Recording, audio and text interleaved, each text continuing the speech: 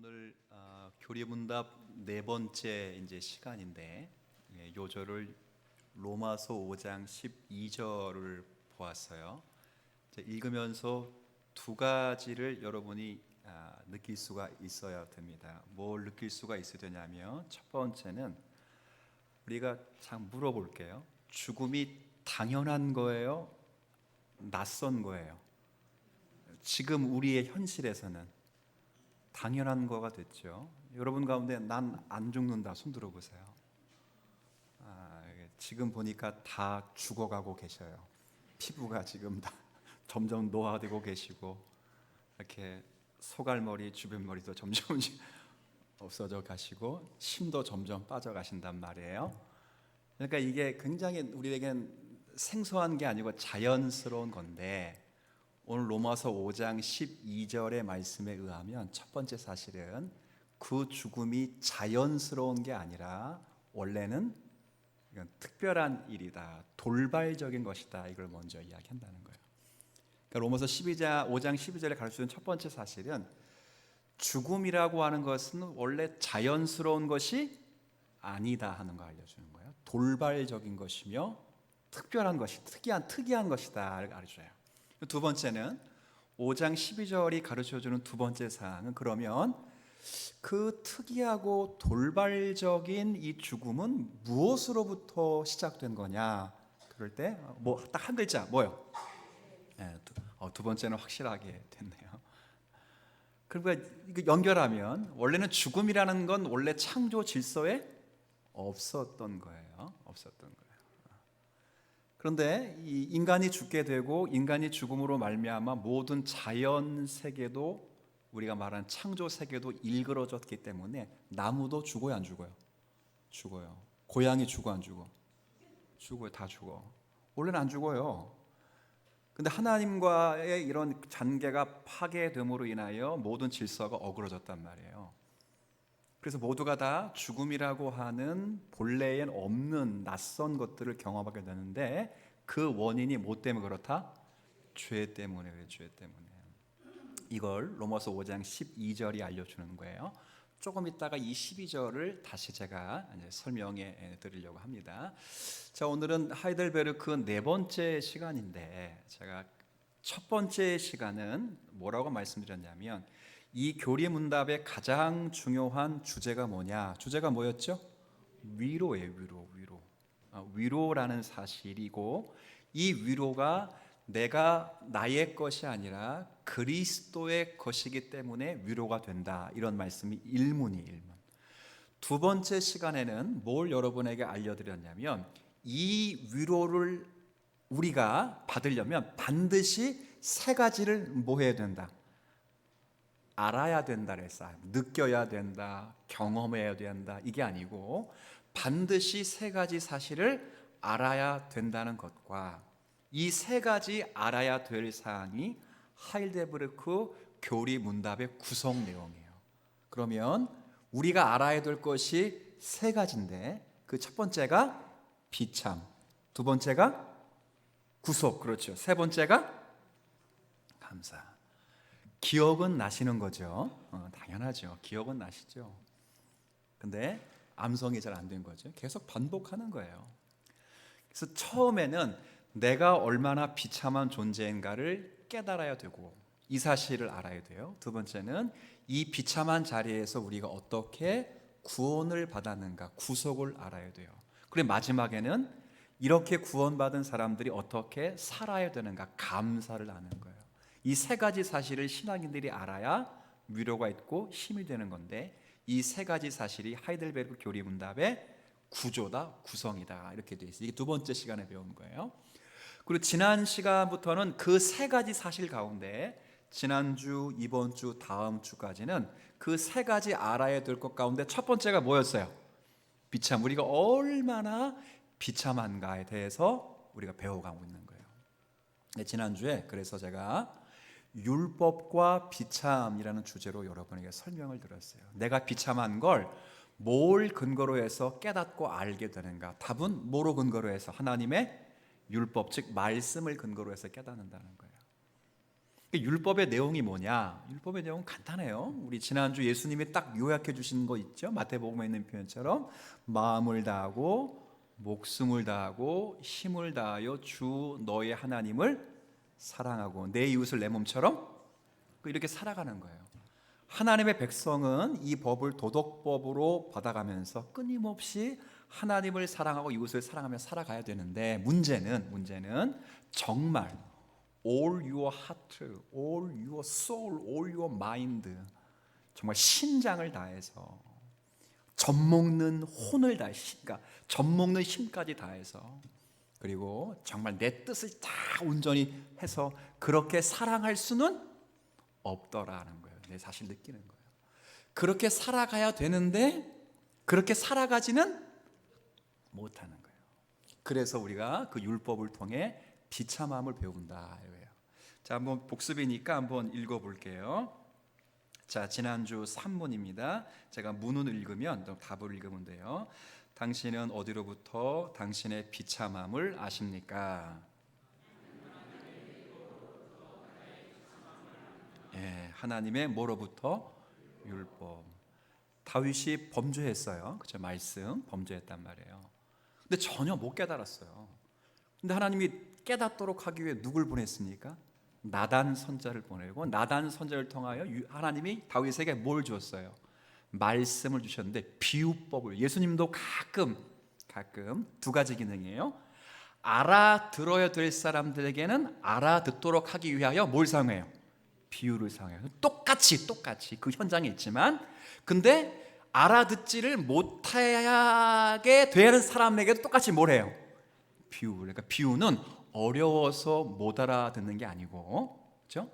이해를 하기 때문에 이해하는 게 아니고 예수님이 비유를 사용할 때는 반드시 이해를 해야 될 사람들에게 쓸 때 뭘 쓴다고요? 비유를. 그럼 나단에게 하나님이 비유의 말씀으로 다윗을 꾸짖었을 때는 반드시 그 비유를 듣고 다윗이 어떻게 깨달을 수 있도록 하게 하는 거예요. 나단이 한마디 했잖아요. 그게 바로 당신입니다. 그때 다윗이 처음으로 인간의 비참함을 깨달았어요. 그러니까 다윗이 그 전까지만 해도 자기가 비참하다 이걸 못 느꼈다는 게 아니에요. 근데 전 존재가 하나님 앞에 비참한 존재라는 것을 율법을 통해 깨달았어요. 율법을 통해 깨닫고 나가 죄로부터 잉태되어 죄로부터 출생하여 이를 시를 지을 정도로 그만큼 그 정도니까 하나님의 율법을 통해 죄와 비참함을 깨달을 수 있다 이렇게 됐어요. 그림 하나 보이시죠? 한번 읽어주세요. 시작.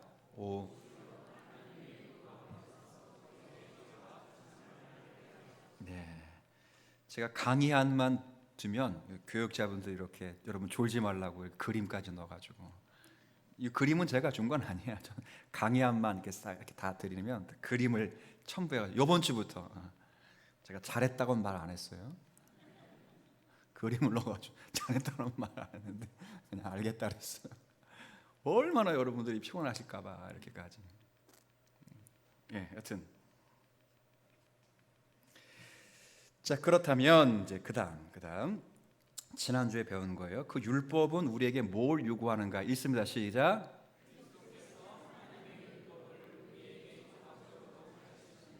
마태복음 22장에 잘 나타나 있습니다. 그렇죠? 그 율법이 뭐냐? 한번 읽습니다. 시작. 예수께서 이르시되 내 마음을 다하고 목숨을 다하고 뜻을 다하여 주 너희 하나님을 사랑하라 하셨으니 이것이 크고 첫째 되는 계명이요 둘째도 그와 같으니 내 이웃을 내 자신같이 사랑하라 하셨으니 이 두 계명이 온 율법과 선지자의 강령이니라. 그렇죠? 그렇죠? 근데 이렇게 살아야 되지만 그렇게 살아갈 수가 없다는 거예요. 당신은 이 모든 것을 온전히 지킬 수 있습니까? 그러면 네, 그러면 참 좋겠는데 그렇지 못하고 함께 읽어볼까요? 아닙니다. 그 이유는 나는 본성적으로 하나님과 나의 이웃들을 미워하는 경향이 있기 때문입니다. 아멘. 목사님, 저는 본성적으로 이웃을 미워하는 마음이 없어요. 이런 분들 계실 거예요. 근데 솔직히 한번 생각해 보세요. 남 칭찬할 때 기분이 카타르시스가 있어요? 아니면 남 이렇게 막 이게 뭐라고 할까? 뒷담화할 때 카타르시스가 느껴져요? 솔직히 그렇지 않아요? 누군가는 욕하고 싶은데 자기는 거룩한 척해 욕 못하는데 막 대신 욕해 주는 거야, 막. 그죠? 막 아내가 저를 대신해서 막 그러면 괜히 기분이 좋단 말이야. 나는 목사를 해서 그냥 거룩한 척하면서 난 아닌데 이러는데, 아내는 사람이라는 게 다 그렇다는 거예요. 뭐예요?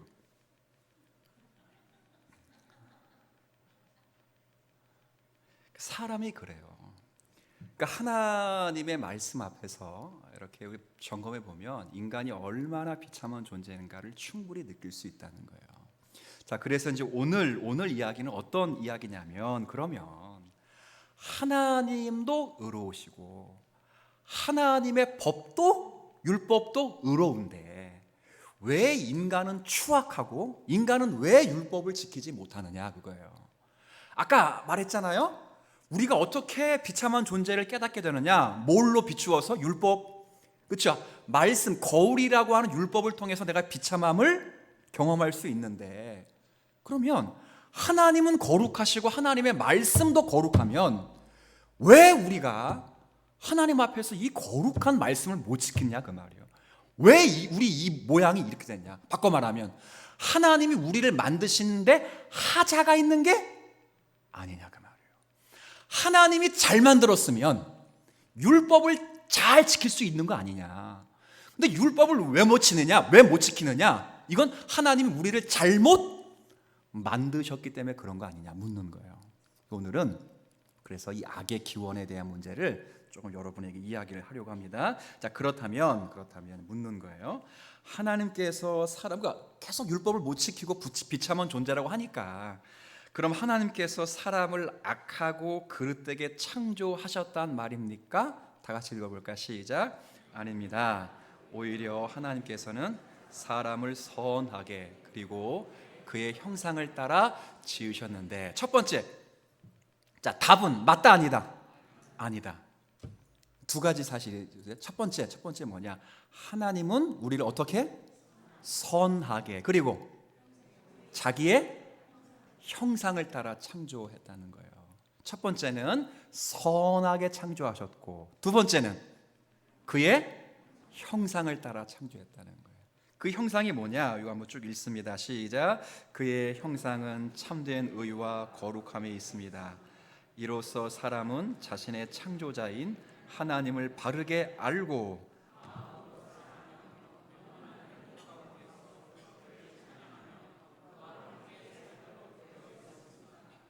네, 이렇게 보이시죠? 형상은 이러이러한 것입니다. 이것 때문에 하나님을 바르게 알고, 이것 때문에 하나님을 뭐 할 수 있어요? 사랑할 수 있고, 이것 때문에 하나님을 찬양할 수 있고, 또 이것 때문에 하나님과 함께 뭐 한다? 동행할 수 있고 살 수 있다, 그렇게 말해요. 이 두 가지를 생각하셔야 합니다. 첫 번째, 하나님께서 본래, 제가 이해를 위해 질문을 두 개 만들었어요. 하나님께서는 본래 사람을 어떤 상태나 조건으로 창조하셨는가? 두 번째는 어떤 목적으로 창조했는가? 아까 읽어봤죠?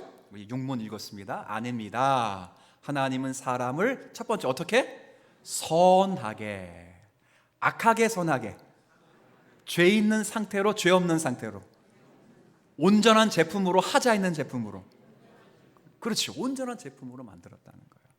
그 제품으로, 온전한 제품으로 만든 모양이 아까 하나님의 뭘로 만들었다고요? 모양과 형상으로 만들었다는 거예요. 이게 창세기에 있는 말씀이에요. 여러분 조금 한번 이제 생각해 볼게요. 우리가 성경에 보면 모든 하나님의 말씀으로 모든 만물을 만드셨는데, 만드신 만물을 말씀으로 다 만드셨어요. 근데 재미있는 건 사람을 만들 때는 좀 특별하게 만들었어요. 어떤 면에서 특별한가? 첫 번째는 의논을 했어요. 의논. 자, 하나님이 누구랑 의논했을까요? 네? 우리가 우리의 모양대로 사람을 만들어 다스리게 하자. 이때 우리가 누구예요? 우리. 네? 그렇죠. 삼위. 자, 동물 만들 때, 꽃 만들 때, 원숭이 만들 때, 나무 만들 때, 열매 만들 때 우리가 이런 말 했어 안 했어요? 안 했어요. 하나님의 뜻대로 다 만들어 가시다가 유독 누구 만들 때만, 자, 사람과 동물이 재료는 똑같아요, 안 똑같아요? 성경을 여러분 읽고 계시는 거죠? 자, 다시 한번. 사람, 그러니까 여러분 우리 집에 고양이가 있어요. 고양이하고 저랑 재질이 같아요, 안 같아요? 자, 같다, 틀리다, 다 내려. 답 얘기해주면 큰일 날 뻔하겠네. 똑같죠. 재질은 똑같아요. 재질은. 고양이도 뭘 갖고 만들었어요? 흙으로 만들고. 나도 고양이는 흙으로 만들고 나는 철로 만든 게 아니라니까. 여러분 집에 강아지 있어요, 없어요? 우리 이성우 장로님 있죠? 그 강아지도 흙으로 만들었고 장로님도 흙으로 만들었어요. 기분 나쁘세요, 장로님?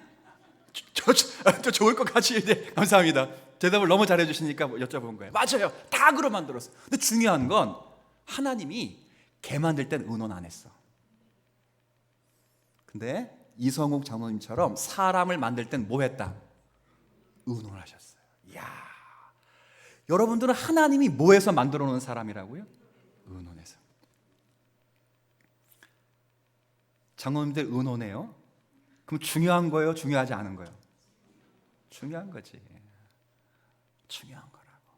집에서 막 가족 회의를 하는 거야. 막 머리 붙잡고 우리가 막. 그럼 그 중요한 거 이야기하는 거예요? 내일 반찬 뭐 먹을까 이야기하는 거예요? 중요한 거 이야기하는 거예요. 중요한 거. 하나님이 의논했어요. 의논해서 만든 게 당신의 모양과 형상으로. 자, 그럼 물어봅시다. 이제 모양과 형상이 뭐예요? 하나님의 모양과 형상으로 만들었다는데, 자, 들어보세요. 우리가 이런 꼭 알고 가면 좋겠어요. 뭐 모양과 형상으로 만들었다니, 모양은 뭔지 형상은 뭔지 뭐. 자, 일단 똑같다는 해석이 있어요. 모양과 형상 같은 거다. 저도 거기에 어느 정도 동의합니다. 그런데 구별성은 분명히 있어요. 구별성. 자, 모양은 졸려올 수 있으니까 한번 따라해 보세요. 모양은, 자, 따라하자. 그 다음 말, 닮은 것. 자, 모양은 뭐하다고요? 닮은 거예요. 닮은 거. 여러분이 자녀가 딱 태어나면 여러분의 모양을 닮았어요, 안 닮았어요? 닮았어요. 제 자녀가 저를 닮았어요. 뭐 다 닮지는 않은 것 같아요. 이렇게 엄마 닮은 것 같기도 하고 얼굴이 그렇다는 거예요. 그러니까 닮았다라고 말하는 건 인격적인 교제가 형성됐다는 거예요. 닮았다. 그 다음에 모양으로 만들지 않고, 모양만 아니고 또 뭐라고 돼 있죠? 형상이에요. 형상. 형상은 뭐예요? 형상. 상. 밥상 말고 동상이죠. 동상. 조각상, 나무상, 그런 거예요. 여기서 상이라고 하는 건 진짜 상을 말하는 거예요. 형상을 말하는 거예요. 근데 고대와 현대의 차이점은 뭐냐? 현대는 그 형상이 그 사람은 아니에요. 여러분 종로에 가면, 세종로에 가면 누가 딱 앉아 계세요? 세종로에 가면, 거기 세종로 맞나? 충무로인가? 그 딱 보면 그 종각에 가, 종각 맞죠, 거기요? 어딘지도 모르고 광화문이에요? 광화문역인가? 광화문 앞인가? 그래, 좋게. 광화문 앞에 가면 뭐 붙어 있지? 이순신 붙어 있는가? 하여튼 있어요. 자, 세종대왕이 있고 이순신 딱 있어요.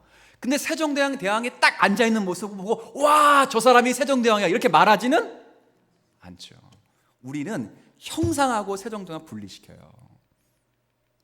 근데 유물론에서는 형상하고 그 사람을 분리시키지를 않아요. 왜 공산 정권에서 자꾸 자기 몸을 뭐 합니까? 부패시키지 않으려고 하는지 아시겠어요? 왜 이집트가 미라를 만드는지 아시겠어요? 형상과 그 사람 분리하지 않아요. 여러분 성경에 보면 다니엘의 세 친구가 느부갓네살 왕의 신상의 절 안 했어요. 근데 느부갓네살 형상에 절하지 않은 건 네 거로 누구에게 절하지 않는 건가? 왕에게 절하지 않는 거예요. 이 말은 고대 사람에게는 형상과 그 사람을 어떻게 했다? 일치시켰어요. 일치. 우리에게는 정말 미개이한 것처럼 들리지만 그 당시는 그랬어요. 그러면 형상, 동상을 보면 그건 누구야? 그 사람인 거예요. 그 사람. 그러면 바꿔 말해보세요. 아담과 하와라가 하나님의 뭘로 창조됐다고? 모양, 하나님을 닮았을 뿐 아니라 하나님의 모델로. 그러면 아담과 하와를 보면 누구를 보는 거예요 지금? 그렇죠. 이해되시겠어요? 그러니까 하나님의 모양으로 만들었다는 건 하나님을 뭐 했다? 닮았기 때문에 하나님과 교제가 가능하게 되었고, 하나님의 형상으로 만들었다는 건 지금 누구 대리자로 만들었다는 거예요? 하나님을 보여주는 자예요. 보여주는 자. 그래서 창세기 1장 26절 28절을 보면 다 의논의 끝이 뭐냐? 다스리게 하자요. 다스리게 하자요. 세상을 누가 다스립니까? 하나님이 다스려야 되죠. 그런데 하나님은 하나님의 형상대로 만든 아담과 하와로 이 세상을 뭐 한다 그랬어요? 다스려요. 다시 말해요. 하나님 세상은 누가 다스린다고? 하나님 다스려요. 근데 실제 누가 다스리고 있어요 지금 에덴 동산을? 왜? 걔네 둘이가 그 사람 둘이 누구기 때문에? 하나님을 대신한 사람입니다. 그게 놀라운 자리예요. 그래서 모양으로 창조됐다는 건 하나님을 닮아서 하나님과 인격적으로 교제를 하게 되었다는 것이고, 하나님의 형상으로 창조되었다는 건 하나님의 대리자가 되어서 세상에서 하나님을 보여주는 자가 되었다는 거예요. 자, 재밌습니다. 동물과 재료는 같은데 지위는 달라요. 다른 거예요. 확실히 다른 거예요. 그래서 하나님은 악하게 창조한 게 아니라 선하게 창조했다 하는 것을 우리가 가늠할 수 있어요. 그래서 어떤 목적으로 창조했는가? 뭐 너무도 잘 아시죠? 이 백성은 내가 나를 위해 지었나니 나의 뭘 부르기 위함이라? 찬송을 위해 부르기 합니다. 이걸 강조하는 거예요. 처음 상태에서 하나님 우리를 얼마나 영광스럽게 창조하셨는가. 자, 여기 한번 창세기 1장 31절 한번 읽습니다. 시작. 하나님이 그 지으신 모든 것을 심히 좋았더라. 저녁이 되며 아침이 되니 이는 여섯째 날이니라. 심히 좋았더라. 선하게 창조했다는 거예요. 선하게. 창세기 1장 26절 27절에도 보면 하나님이 가라사대 우리의 형상을 따라 우리의 모양대로 우리가 사람을 만들고 그로 모든 것을 다스리게 하자 하시고, 함께 읽겠습니다. 하나님이 자기의 형상 곧 하나님의 형상대로 사람을 창조하시되 남자와 창조하시고. 하나님의 모양과 형상. 그럼 하나님의 모양과 형상은 어떤 게 있는가? 세 가지가 있어요. 성경에 보면 세 가지가 있는데, 일단 골로새서 3장 9절 10절 한번 여러분 읽어주시겠습니까? 시작. 너희가 서로 옛사람과 그 행위를 벗어버리고 새 사람을 입었으니 이는 자기를 창조하신 자의 형상을 조차 지시게까지 새롭게 하심을 받은 자니라. 여기 잘 보세요. 자기를 창조하신 자, 그분이 누구세요? 하나님의 뭘 따라? 그렇죠. 아까 나왔죠. 창세기 1장에 사람은, 아담과 하와는 하나님의 뭐에 따라 만들어졌다고요? 형상을 따라 만든. 그 형상의 첫 번째가 뭐예요? 지식이에요. 지식. 이 말은 하나님을 아는 지식을 말하는 거예요. 동물에게는 하나님을 아는 지식이 있어요, 없어요? 없어요. 그렇잖아요. 오늘 거룩한 주일이에요. 안식일은 동물이 다 쉬어요. 유대인들은 원래 그래요. 동물도 다 쉬어요. 쉬어. 동물이 쉰다고 해서 동물이 우리를 창조하신 하나님께 예배하자, 그렇게 말할 수가 없어요. 하나님을 몰라. 그런데 하나님의 형상으로 창조된 자들은 뭐가 있느냐? 하나님을 아는 뭐가 심어져 있다고요? 지식이에요. 그래서 하나님의 형상의 첫 번째가 하나님을 바르게 아는 지식이 있어요. 지식. 두 번째, 세 번째가 또 있어요. 에베소서 4장 23절 24절에 보면 제가 한번 읽을게요. 오직 심령으로 새롭게 되어 하나님의 형상을 따라 함께 읽겠습니다. 의와 진리의 거룩함으로 지으심을 받은 새 사람을 입으라. 자, 아까 첫 번째가 지식, 두 번째가 의, 세 번째가 진리의 뭐? 거룩이 거룩 세 가지예요. 지식, 그다음 의, 그다음 거룩함이에요. 거룩함. 그래서 잘 보세요. 이게 우리의 지정의입니다. 지정의예요. 그래서 우리의 지식으로는 하나님을 바르게 알고, 그렇죠? 우리의 감정으로는 하나님 앞에 거룩한 마음을 갖고, 우리의 의지로는 하나님의 뜻에 뭐 하는 거예요? 순종하고 반응하는 거예요. 이게 하나님의 형상을 따라 창조된 사람들의 특징이에요. 그러니까 어떤 존재도 이런 건 없어요. 이런 건 없다고. 자, 물어보겠습니다. 천사들은 하나님의 형상을 따라 지음 받았을까요? 안 받았을까요?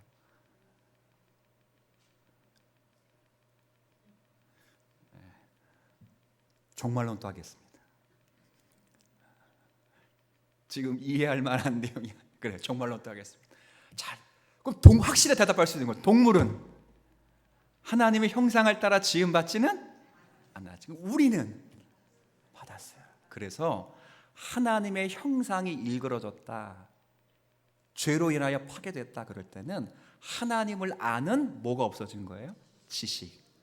하나님께 분별되어 살아가는 거룩함을 잃어버린 거예요. 또 하나님 앞에 주신 뭘 잃어버렸어요? 한 글자?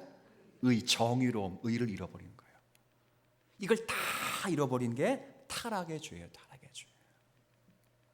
그러니까 첫 번째, 하나님의 율법을 통해 내 비참함을 깨닫게 되는데, 하나님이 율법을 못 지키는 사람이라면 하나님은 우리를 만든 게 하자가 있는 게 아니냐라고 육문에 물어볼 때 그렇지 않다. 왜? 하나님 우리를 선하고 정직하게 창조하셨고, 당신의 무엇으로? 형상으로, 지식과 의와 거룩함으로 창조하 주셨기 때문에 하나님의 창조에는 문제가 있다 없다? 없다. 자, 그러면 왜 우리는 실패하고 왜 추악한가? 그게 이제 그 다음에 지나가 보죠. 7문에 나와요. 그러면 도대체 그러한 인간의 부패한 본성이 어디로부터 오는 것입니까? 함께 읽겠습니다. 시작.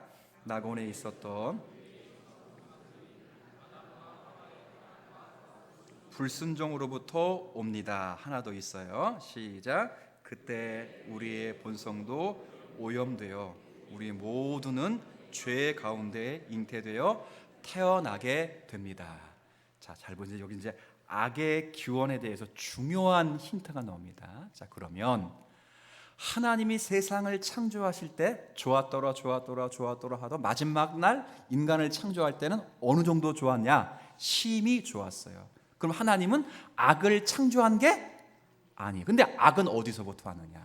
그걸 물어보는 거예요. 하나님께로부터 온 게 아니고, 자, 아까 첫 번째 대답에 낙원에 있었던 우리의 처음 조상들인 아담과 하와의 타락과 불순종으로 붙어요. 그렇죠? 그러니까 이 세상에 처음에 악이 들어온 건 하나님으로부터 들어온 게 아니에요. 세상에 악이 들어온 건 그렇게 들어온 것이 아니라 아담과 하와의 무엇 때문에? 불순종, 타락 때문에 들어왔다는 거예요. 물론 성경을 종합적으로 연결해보고 해석해보면 아담과 하와의 타락이 있기 전에 먼저 천사의 타락이 있어요. 여러분, 아담과 하와를 누가 유혹했습니까? 뱀이 유혹했죠. 뱀이. 실제 뱀은 아닐 거 아니에요. 그게 바로 타락한 천사예요. 타락한, 그러니까 영적인 세계에 천사가 먼저 타락해서 영적인 세계가 타락이 됐고, 이 현실적인 세상은 그 유혹으로 말미암아 아담과 하와가 뭐했기 때문에? 불순종하고 타락했기 때문에 악이 이 세상에 들어왔다. 바꿔 말하면, 반대로 뒤집히면 악은 하나님께로부터 온 것이 아니다. 그래서 옛날 선배들이 이런 말 많이 했습니다. 한번 따라해 볼게요. 악은 창조된 것이 아니라.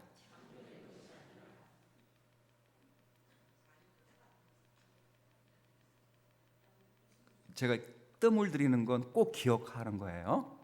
다시 한번, 악은 창조된 것이 아니라 발생한 것이다.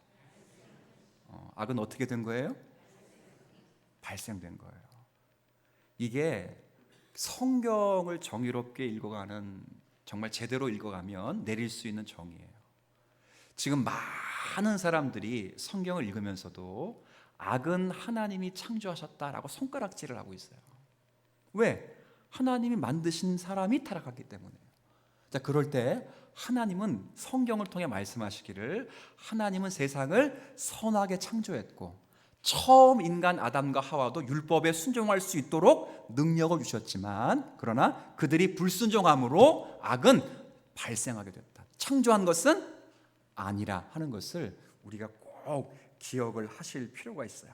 그래서 우리가 우리의 본성도 오염이 되어서 우리 모두는 죄 가운데 잉태하여 태어나게 됩니다. 이걸 원죄라고 말해요. 원죄.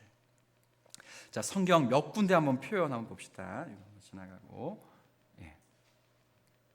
자, 처음 타락과 불순종, 제가 한번 창세기 3장 6절 한번 읽어드릴게요. 여자가 그 나무를 본즉 보암직도 하고 먹음직도 하고 보암직도 하고 지혜롭게 할 만큼 탐스럽기도 한 나무인자라. 여자가 그 실과를 따먹고 자기와 함께한 남편에게도 주매 그도 먹은지라. 자, 첫 번째 어디로부터 시작되는 거예요?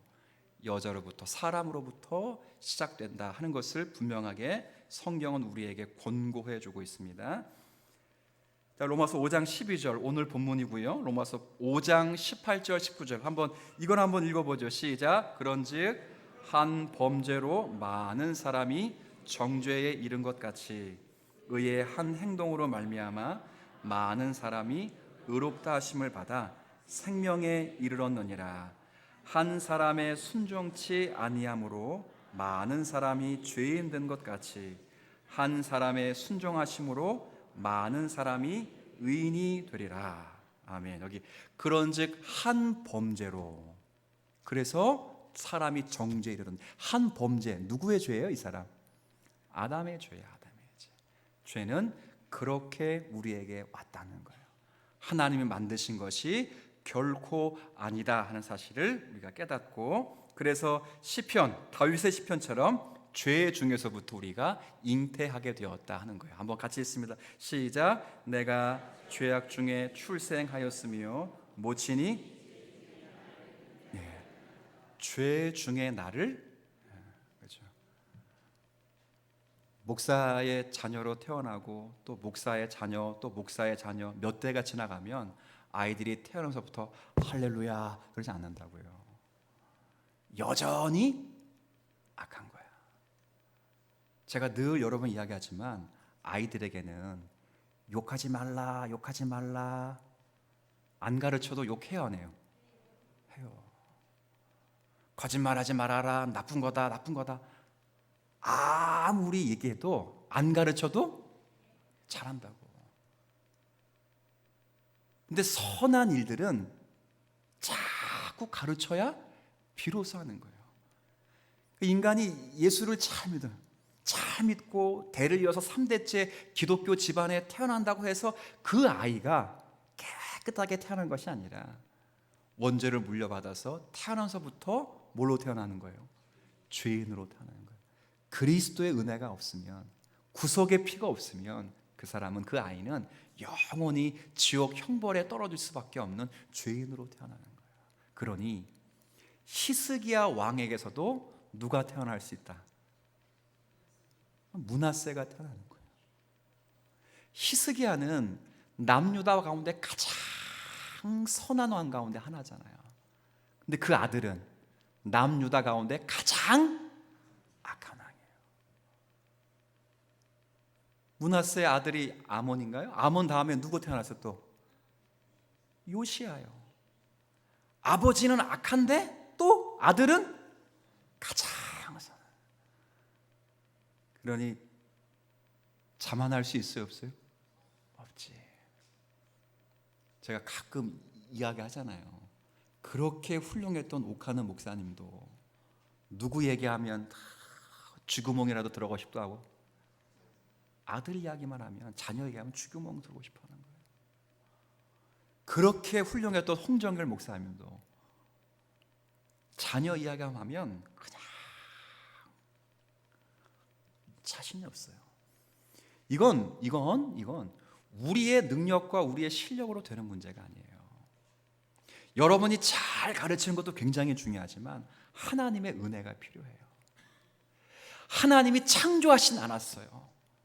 죄를 창조하진 않았지만 발생된 죄는 발생했기 때문에, 누구로부터? 인간으로부터. 영적인 세계는 타락한 천사로부터 발생되었기 때문에 지우기가 굉장히 어려워요. 끊임없이 우리에게서 발생된다고. 그래서 우리는 날마다 은혜의 보좌 앞에 찾아 나와서 하나님의 은혜를 덧입지 않으면 하나님의 백성으로 살아가기가 어려운 거예요. 우리가 그런 존재라고요. 그러니까 여러분, 절대 교만해서는 안 돼요. 안 된다고. 그래서 여기 보면 이제 8문 이제 읽는 거예요. 자, 우리가 선행에는 전혀 부적합하고 모든 죄악으로 기울 정도, 그 정도까지 부패한 겁니까? 그러면 답은 뭐라고 해야 돼요? 그 정도는 아닙니다. 이렇게 얘기가 되잖아요. 그렇잖아요. 여러분 보세요. 정말 이렇게 믿어요? 우리가 선행에는 전혀 부족함하다. 그렇게 믿어요, 여러분? 또 썼는데 안 믿으면 이상하죠? 은연중에 안 믿어. 우리는 무슨 소리 하는 거예요? 그렇다고.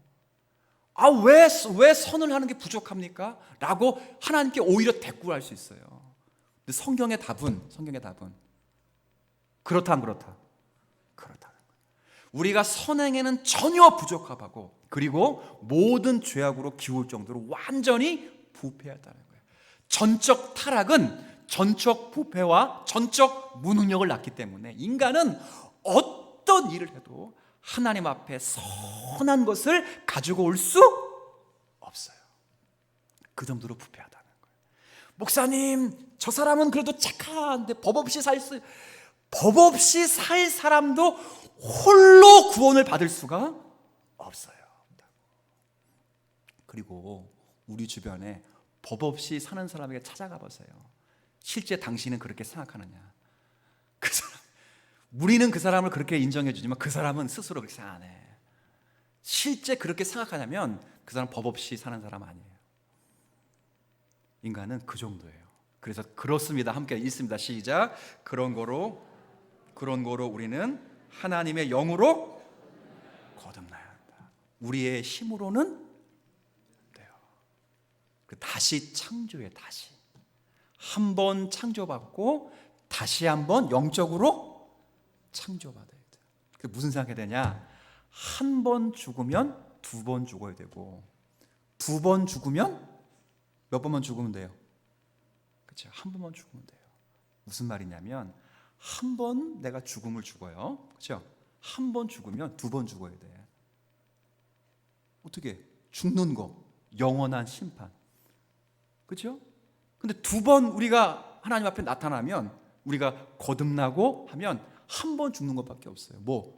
죽으면 끝나는 거예요. 영원한 심판은 받지 않죠. 그러니까 그런 은혜를 누리는 거예요. 거듭나지 않으면 안 되는구나 하는 거예요. 성경에 여러 구절들이 있는데, 자, 이거 어려서부터 항상 악할 뿐임을 하나님이 보셨다. 아이가 착하다 이렇게 말하지 않아요. 계속 하나도 없다 이렇게 말합니다. 쭉 이야기하고, 로마서 3장 10절의 말씀, 기록된 바 의인은 없다라고 말해요. 자, 마지막에 그래서 요한복음 3장 5절 6절 한번 읽어 주시겠습니까? 시작.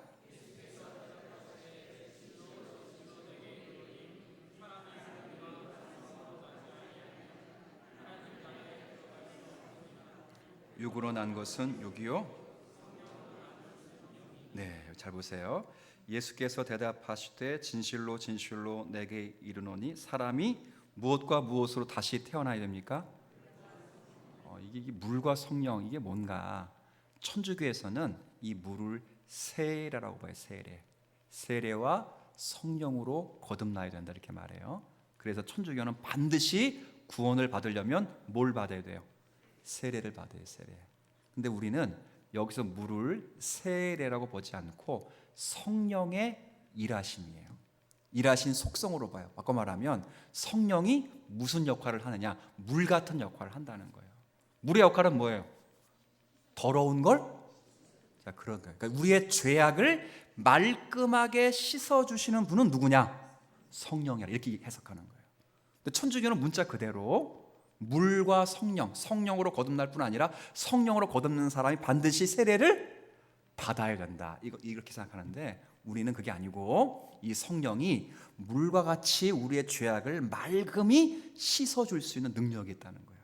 그리고 우리는 성령으로 나야 돼요. 그래서 마지막에 뭐라 했어요? 육으로 난 것은 육이요, 성령으로 난 것은 몇 번 나야 되는 거예요? 2번 나는 거예요.